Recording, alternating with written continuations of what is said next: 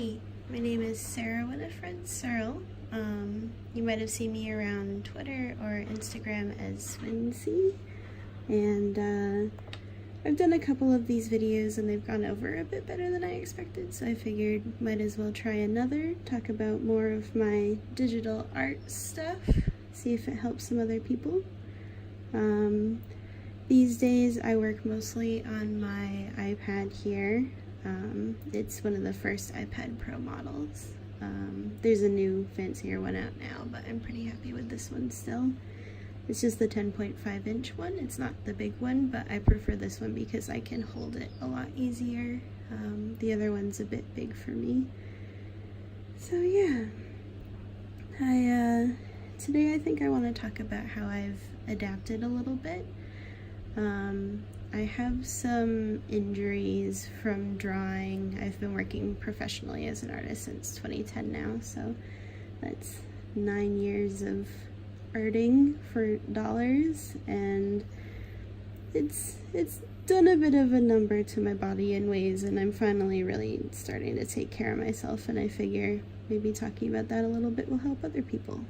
So just to give you a rundown, I finally made it to the doctor and a physical therapist this past year, and it turns out that in my drawing hand I have both carpal tunnel and cubital tunnel syndromes. Carpal tunnel is when the nerve in your wrist is compressed, and it's very common.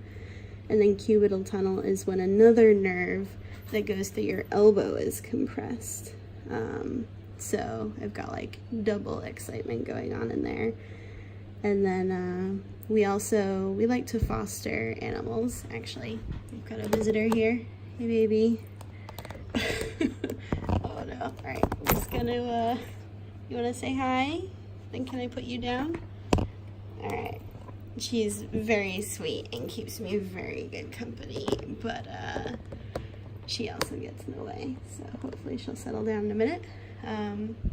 Yeah, we foster animals, and we tried fostering dogs, but Buddy, that's the name of the dog who last came to stay with us, he pulled a lot on his lead. Okay, I guess you can just settle down there. We'll put the camera on her face for the moment.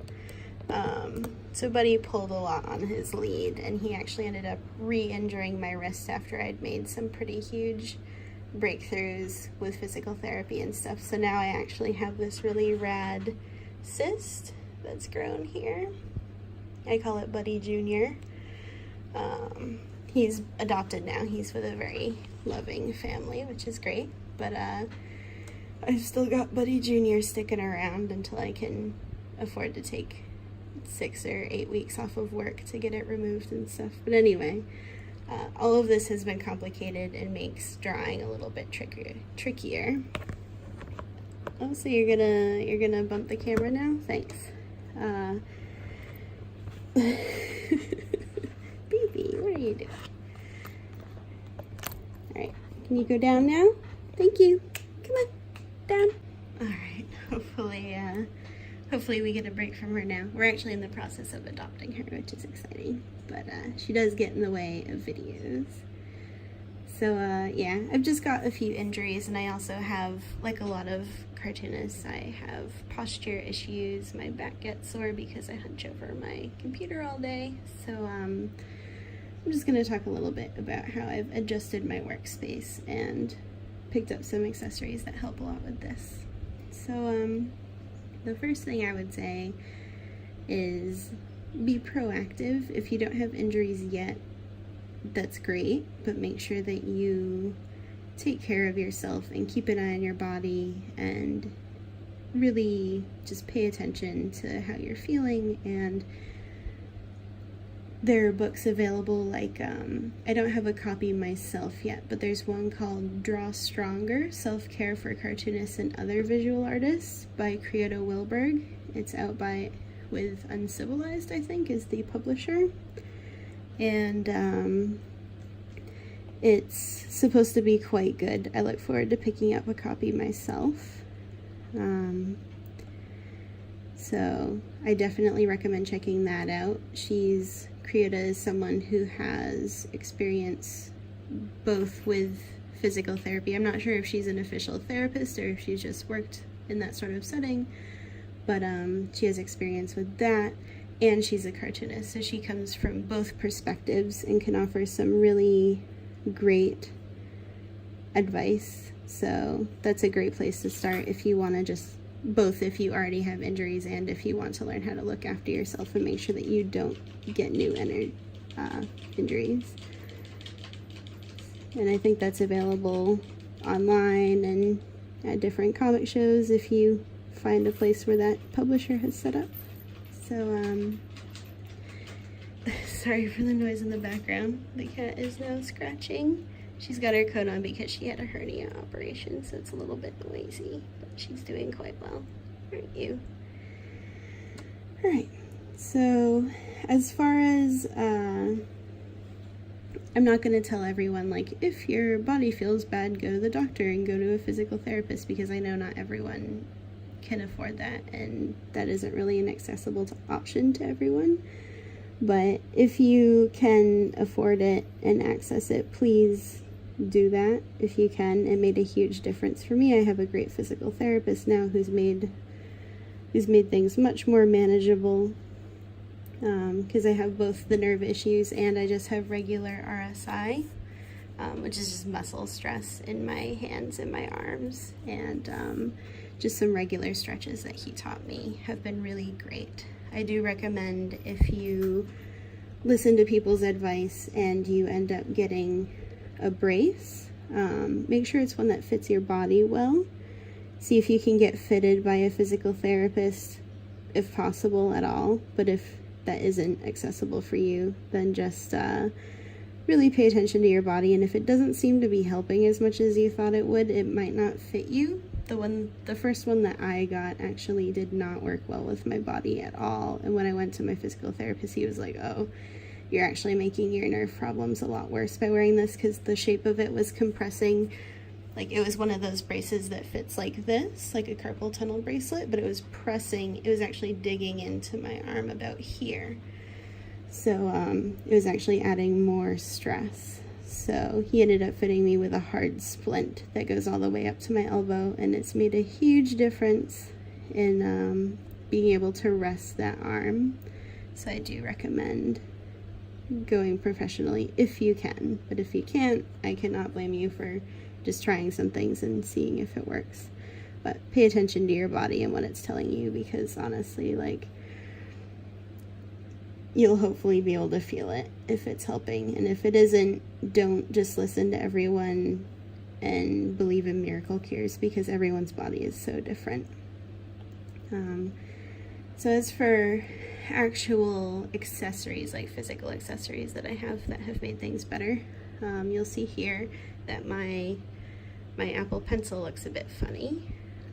This is a Plus Ergo grip. You can see the logo here, and it just adds some cushy thickness here. It helps my hand a lot. Like, I get far less strain because I have a bit of give here, and because it's bigger, it helps me hold it without stressing out my arm as much. You can get much cheaper ones than this brand. I got this because I'm just familiar. I also have it on my Wacom pen, and so I just went with the brand that I was familiar with. But there are much cheaper ones available, especially if you're in the States or somewhere that isn't Australia, where you can get things a lot easier. Another accessory that I got that helped me a lot, which I was actually a little bit skeptical about it, and I felt like it was a bit of a pricey impulse purchase. But I got an Elevation Lab draft table, and I'm going to say up front that I'm not sure it's worth full price unless you have a decent budget, but it's this thing right here. And it's essentially, it's like the stand that comes on the back of Wacom tablets, and it gives you a few levels of elevation. You pretty much set it down and you can set your iPad on it. I like it because it's very sturdy and it holds my iPad quite well, but you can probably rig up something similar for much cheaper if you get one of those like cheap drawing boards off of Amazon or something. Or maybe you could even build something I'm just not very crafty, and I decided to splurge. It also came with a little like pen holder, which is cool, but because my pen has the grip on it, it doesn't really sit on it very well. And there's also this padded thing that I came with, which actually is pretty handy. I do use it sometimes just to rest my wrist on, so I'm not straining my arm by holding it up too much. But it's, yeah, might not be helpful to everyone. So that's been handy, but it is quite pricey. I think it's something like $60 US for the stand. And while I use it every single day. I use it on my desk, I use it on the couch, I lug it around with me. It is quite heavy, so it's not a super portable option. But if you do want something sturdy to hold it up at an angle, I do think it's worth it if you have the budget for it. Another thing that helps me a lot is, so the cubital tunnel syndrome in my elbow is from leaning on my elbow too hard for too long, for too many years. So I actually have these padded foam things on my desk, and I actually have layers of a few of them. They do get covered in cat fluff, sorry if that's a little gross. But essentially they just give me a lot of padding, so when I lean on my desk, it doesn't press on the little area where the nerve goes through my elbow, and it's actually helped a huge amount with the stress on that nerve. And it also is just more comfortable, like leaning my forearm on it while I'm drawing and stuff. That helps a lot. And it's pretty much the same principle as this, though this is a bit more structured and taller. These are a bit more, bit wider and easier to just kind of lean on in general. It's a similar idea, so just something to consider. These are quite inexpensive. I think I got them on eBay for like a few bucks each.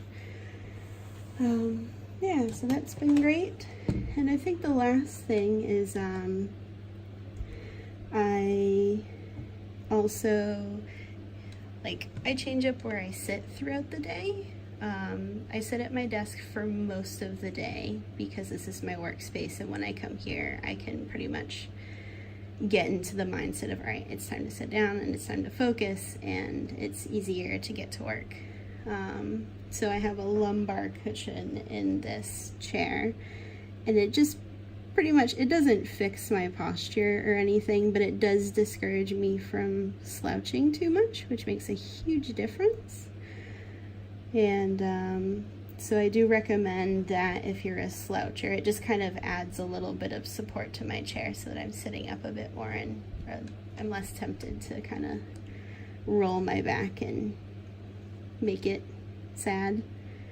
So I've got that, and then usually at some point in the evening I'll switch to the couch where we have a reclining love seat, and I'll just lean back and let my back really stretch out. And I'll often just bring my iPad with me and set this down on a pillow in my lap, and I'll keep drawing, but I can zoom in really far so I can lean back and really stretch out my back while I still draw. So that's really handy. And I think switching it up really does help my body feel better, just in general.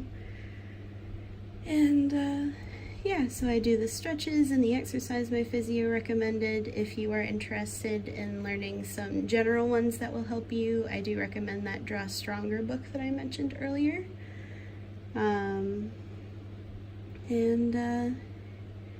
Yeah, I mean, that's pretty much it. Everyone's body is different, so these tips won't necessarily help you perfectly, but they help me. My name is Sarah Winifred Searle. You've probably seen me around the internet as Swincy.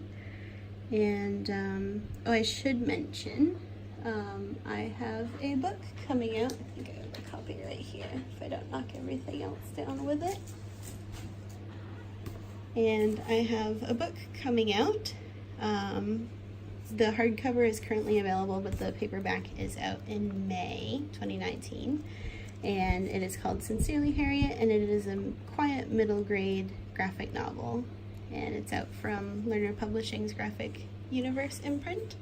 I'm very proud of it, and I hope that some folks will enjoy it. So, yeah. Thanks for watching, and I hope that helps. If you have any questions, I don't always notice YouTube comments, but if you find me on Twitter, that's the most reliable way to get in touch with me, I think. So, yeah, have a great day.